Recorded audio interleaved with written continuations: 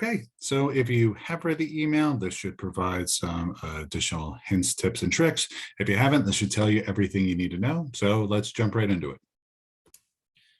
Even though we will be online for the PPR on January 13th, our expectations remain very much as if we were in person, both for students and for ourselves.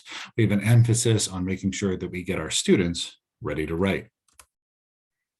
You'll notice in the email there are links to learning experience lists.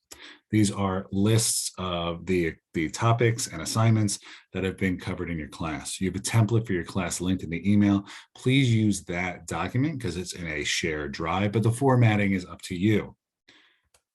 A best practice I've noticed from working with Harry and Mallory, shout out to both of them, is that if you start with the concepts that you know you covered in detail and students had practice with, and then match them up with the assignments that were given, more students will know what's going on and also will feel more comfortable picking those topics.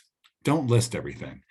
A list of everything that's gone over, no matter how much the depth, can actually be intimidating and confusing for some students. So prioritize the things that you know students can have success on when they reflect in your class.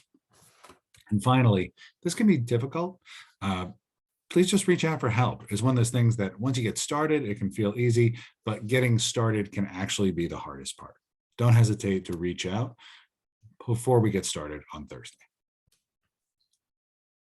This is my invitation of every student when we ask them to turn on their camera. Anyway, let's get started on the graphic organizer. It was a fake. It started fake, but now it's real. I'm sorry, I can't stop. The link to the graphic organizer is in the email. I'll show you what it looks like in a moment, but a few reminders is that one, you're going to decide the format that works best for your students. You don't have to change anything, but if you do, please make a copy.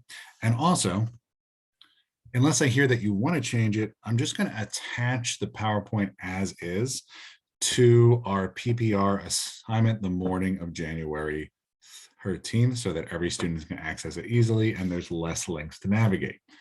Please let me know if you're changing anything so that there isn't any added confusion. Shout out to Erin, who really did a great job of converting the organizer we used in session 2 into an interactive online format. So on slide number 2, there's one option, which is the flow chart that students had a lot of success with, but maybe that doesn't work for them in this new format. And students can also choose to do the slide by slide option as they answer these. Please just note that the staff member, the audience for this, is not their mentor. It's any member they wish to write to. So feel free to help them pick something that has a little juice to it and that they're excited to write to. Now that you have all your materials, here's how we suggest that you should scope out your block and just the general flow. First of all, we ask that everybody start at 9 a.m. and end at 10 a.m. in that rough amount of time. The first 10 to 15 minutes should be using the learning list to have your students review and or discuss the experiences. Remember, you are not reteaching or reminding them.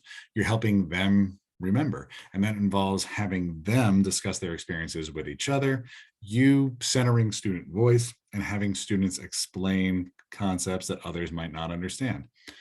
Have them discussing it before you start to chime in. It'll help them remember as much as they can.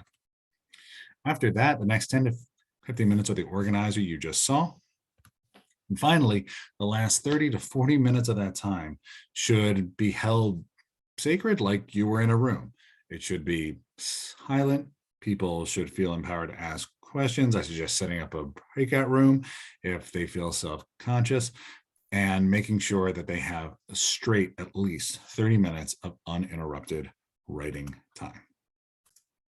I hope this was helpful. If it wasn't, please reach out to me as soon as possible because we are doing this on the 13th and I want to make sure that you and the students feel as prepared as possible. Until then, be happy, be healthy, and go birds.